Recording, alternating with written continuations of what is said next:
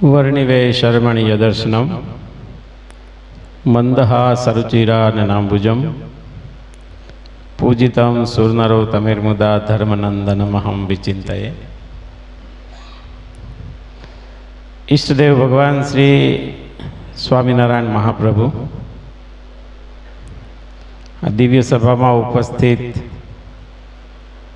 પરમ પૂજ્ય ધર્મ ધુરંધર 1008 આચાર્ય પ્રવર શ્રી રાકેશ પ્રસાદજી મહારાજ, આ પ્રસંગે ઉપસ્થિત આ સમગ્ર પ્રસંગના આયોજક મંદિરના મહંત પરમ સ્નેહી પૂજ્ય શાસ્ત્રી સ્વામી રાધારમણ દાસજી સ્વામી, રાજકોટ ગુરુકુલથી પધારેલ મહંત સ્વામી પૂજ્ય દેવપ્રસાદ દાસજી સ્વામી, જૂનાગઢ ટેમ્પલ બોર્ડના ચેરમેન પુરુષોત્તમ પ્રકાશ દાસજી પૂજ્ય પીપી સ્વામી, રીબડા ગુરુકુલથી પૂજ્ય ધર્મવત્સલ સ્વામી, જેતપુર મંદિરથી પૂજ્ય વિવેક સાગર સ્વામી, સર્વે પૂજ્ય પ્રાતસ્મરણીય હરિચરણ સ્વામી, સર્વે પૂજની વંદની સંતો અને અત્રે ઉપસ્થિત વાલા ભક્તજનો, આજનો દિવસ રાજકોટ મંદિર માટે ખૂબ આનંદનો દિવસ છે. ભક્તજનો, વર્ષમાં ઘણા બધા ઉત્સવો આવે, એ બધામાં શિરમોર જો કોઈ ઉત્સવ હોય ને તો એ મંદિરનો જે પાટોત્સવ એટલે દેવોનો જન્મદિવસ કહેવાય. લક્ષ્મીનારાયણ દેવ ઘનશ્યામ મહારાજ એમનો પાટોત્સવ એ ખૂબ શિરમોર ઉત્સવ છે.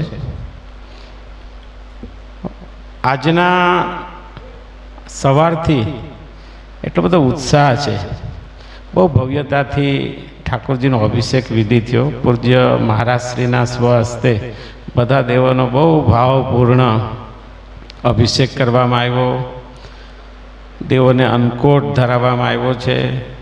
બધા દેવની ઉપર આ પરિવાર તરફથી ધ્વજારોહણનો કાર્યક્રમ એ પણ સંપન્ન થયો.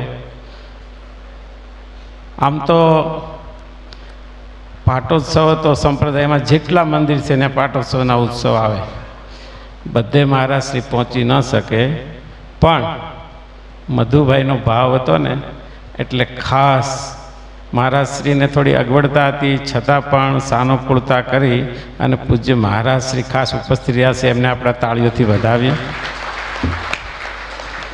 મધુભાઈ સંપ્રદાયના એવા એક વરિષ્ઠ હરિભક્ત છે કે પૂરા એ ખાસ કરીને મહારાજશ્રી ગાદી ઉપર આરૂઢ થયા છે અને એ પ્રસંગમાં જ્યારે જ્યારે કોઈ રાજદ્વારનું કે કોર્ટના કંઈ પ્રસંગ હોય તો એમાં મને નવતમ સ્વામી એકવાર બહુ સરસ કહેતા હતા કે સર્વશ્રેષ્ઠ હાઈકોર્ટમાં જે જુબાની હાલતી તેમાં ગ્રહસ્થ વિભાગ તરફથી મહારાજશ્રી તરફમાં જો સારામાં સારી કોઈ પ્રભાવશાળી જો પેલી વાત રહી હોય તો એ મધુભાઈ દોંગાની હતી.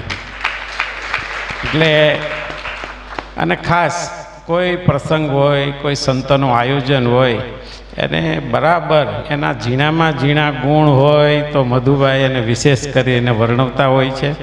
અને ખૂબ સંપ્રદાયની મંદિરની મધુભાઈએ ચિંતા કરી છે. ખાલી વાતુમાં નહીં, દેરડીનું સ્વામિનારાયણ મંદિર છે, લગભગ આપણા ગુજરાતનું સારામાં સારું હરિમંદિર એ મધુભાઈની દેખરેખ નીચે તૈયાર થયું. એકવાર તાળીઓથી એમને પણ વધાવો. વાલા ભક્તજનો,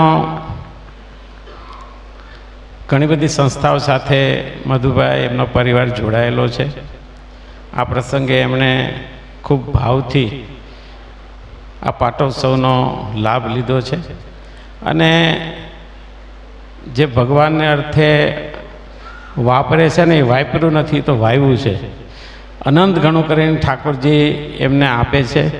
અને ખાસ કરીને મધુભાઈનો કુટુંબનું જે અત્યારની આ પોઝિશનમાં બધાએ થોડીક એમની નોંધ લેવી જોઈએ કે પરિવારો અત્યારે વિભક્ત થતા જાય છે. પરિવારમાં એક પિતાને 3 દીકરા હોય કે 2 દીકરા હોય અથવા તો એક દીકરો હોય તો એ અલગ અલગ રહેતા હોય છે.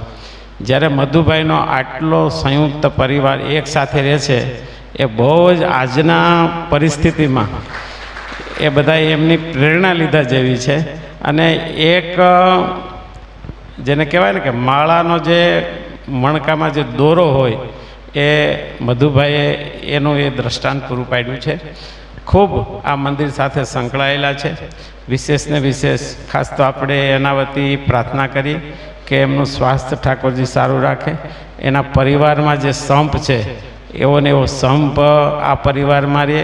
અને આ મંદિર સાથે ખાસ કરીને રાધારમણ દેવ મંદિર હોય, ગુરુકુળની સંસ્થા હોય કે આ મંદિર હોય, એમની સાથે જોડાયેલા છે એ સંતોનું ખૂબ એમને રાજીપો પ્રાપ્ત કર્યો છે.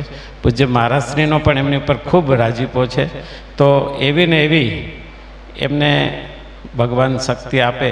અને સાથે સાથે રાજકોટ સમુદાય સંતોએ ખૂબ વાત કરી છે કે રાજકોટનો સત્સંગ છે ને એ સોના જેવો છે.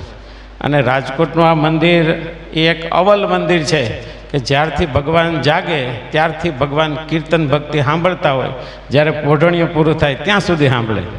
એટલે આપણા ઠાકોરજી છે એ સંગીત પ્રિય છે. અને જે અહીંયા ઘણા બધા અહીંયા દેવોત્સવ મંડળને હું યાદ કરું કે અહીંયા છોકરાનો જન્મ થાય ને તો એ રડે ને તો એ સૂરમાં રડે છે. સમજ્યા? એટલે એવું એમને અહીંયા લક્ષ્મીનારાયણ દેવનો, ઘનશ્યામ મહારાજનો બધા ઉપર રાજીપો વરતતો રહે. અને આવો ને આવો સત્સંગની, રાજકોટ મંદિરની આ બધા સેવા કરતા રહો એટલી પ્રાર્થના કરીને વિરમું. સ્વામિનારાયણ ભગવાનની. પૂજ્ય સ્વામીને પણ જોરદાર તાલીઓના નાદે વધાવી.